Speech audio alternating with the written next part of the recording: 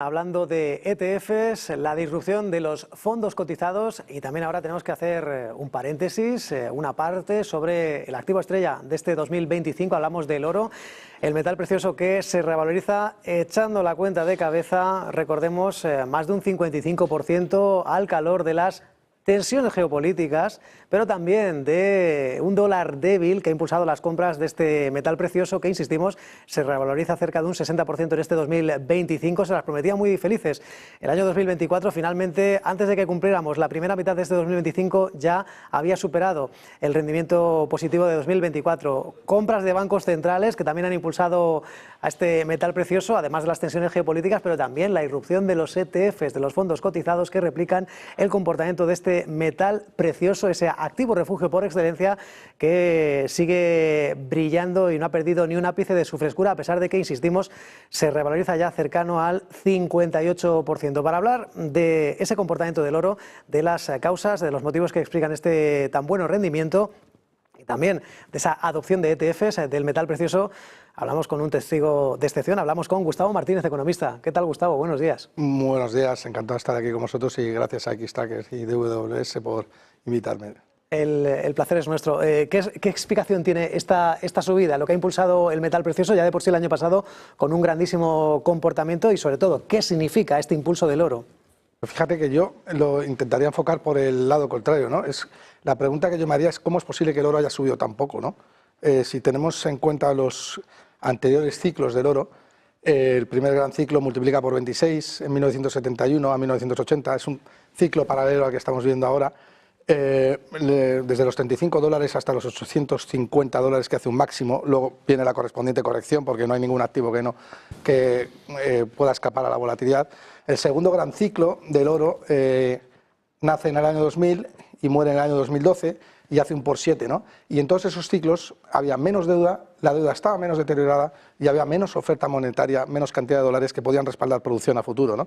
Entonces, la pregunta no es, bueno, el oro ha subido mucho, ¿qué hacemos, no? La pregunta es, ¿por qué el oro ha subido tan poco, no? O sea, igual es un poco soberbio mi análisis y tal, pero creo que si tú tienes una visión 360 de lo que ha hecho el oro, que es como hay que analizarlo, porque es una commodity, como todas las commodities no generan ningún tipo de rendimiento explícito y por tanto no puedes valorar de otra manera que no sea por comparando cómo se está organizando el sistema, pues yo me quedo asombrado y digo, bueno, esto no debería estar cotizando en los niveles actuales, como por supuesto tenía que estar como cuando estaba en $1.600 hace 3 años, que no tenía ningún absoluto sentido. Pero es que yo sigo viendo que con todo y con todos los datos que se maneja, y es una información que es fácil de contrastar, pues sigo pensando que los niveles actuales del oro siguen siendo un sinsentido, ¿no? No sé hasta qué punto atiende bien a esa definición de activo refugio, porque bueno, se habla siempre de la clásica distinción de, bueno, pues hay que tener un 5% del oro en cartera. Ray Dalio este año decía que por lo menos había que elevar el peso al 15%. Lo cierto es que hay que tenerlo en cartera porque es un activo refugio, pero también un activo pues para seguir ganando dinero.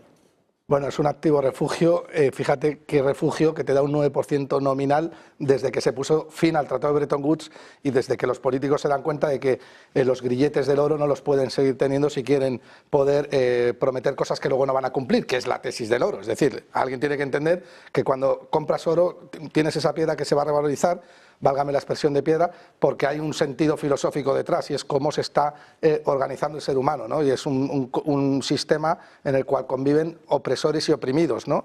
Entonces, obviamente, para tú poder oprimir a la gente sin que ésta se dé cuenta, porque el coste político de entrar a las casas y robar directamente es muy elevado. Esto pasó en 1933, cuando Roosevelt, a través de la orden ejecutiva 6102, roba el oro a las familias para luego meterle un rejonazo al dólar de 20 a $35, y eso es inflación.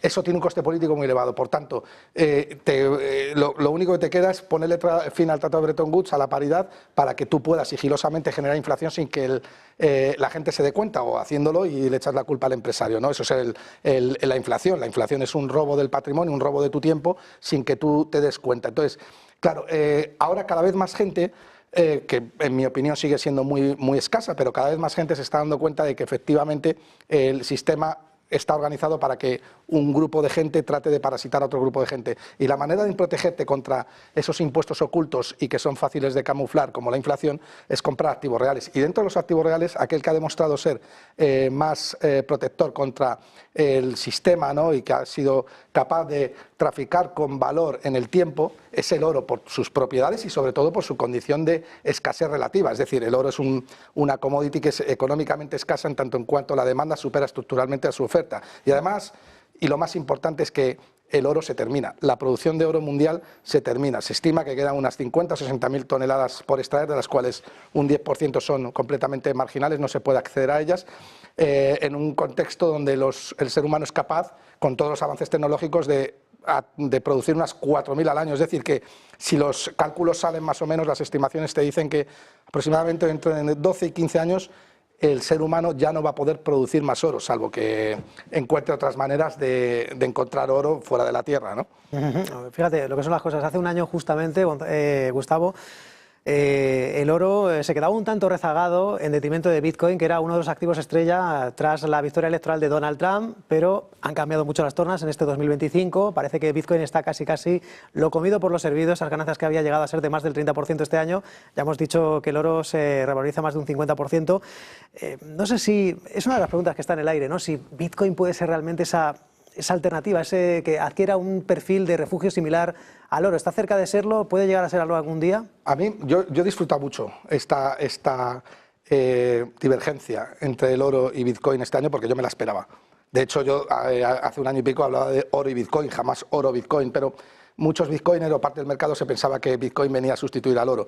Y desde luego lo que ha ofrecido el oro es una cura de humildad impresionante, ¿no? Está claro que cuando el sistema hace aguas hay un protector que tiene una ventaja competitiva que es bestial, y es que, como decía Warren Buffett, yo quiero invertir mi dinero en empresas que sé que van a seguir existiendo dentro de 25 años. Coca-Cola, McDonald's, Nike, empresas que me ofrecen la seguridad de que son inherentes a la coexistencia del ser humano. Eso el oro lo ha demostrado durante más de 5.000 años. El oro es un metal, una commodity que ha sido punto focal desde los inicios de los tiempos con el ser humano, y entonces eso es una ventaja competitiva muy difícil de derribar. ¿Qué pasa? Que como gran protector de incertidumbre que eres, y sobre todo incertidumbre monetaria, en el momento en que esta incertidumbre monetaria se ha instalado, no ha tenido rival. De modo y manera que un 56%, 57% de revalorización del oro supone doblar prácticamente su capitalización bursátil desde los 16 o 15 trillones de dólares hasta los 30 trillones de dólares que ha llegado a ser. Es que el oro en una semana ha conseguido toda la capitalización bursátil que ha hecho Bitcoin en toda su historia, teniendo en cuenta que Bitcoin es el activo que más ha revalorizado de la historia, ¿no? O sea, te da una idea de la dimensión que es el oro, y es que luego también hay que entender que es un activo fácil de entender. O sea, quiero decir, salvo que tengas unos prejuicios muy arraigados o no hagas el típico ejercicio que tienes que hacer de honestidad con respecto a la tesis del sistema, lo normal es que entiendas que el oro es un protector porque tiene una serie de cualidades, entre ellas la escasez, que permiten que puedas registrar tu tiempo y tu riqueza sin que sean expropiados con facilidad, ¿no? Disrupción de ETFs, disrupción del oro. ¿Hasta qué punto los ETFs pueden ser un papel crucial para apostar por este metal precioso, más allá de las compras físicas o de las famosas mineras que, bueno, pues quizás no sean aptas para cardíacos? ¿Podemos tener exposición al oro vía ETFs? Sí. De hecho, es una de las maneras más cómodas, líquidas y menos costosas de hacerlo, ¿no?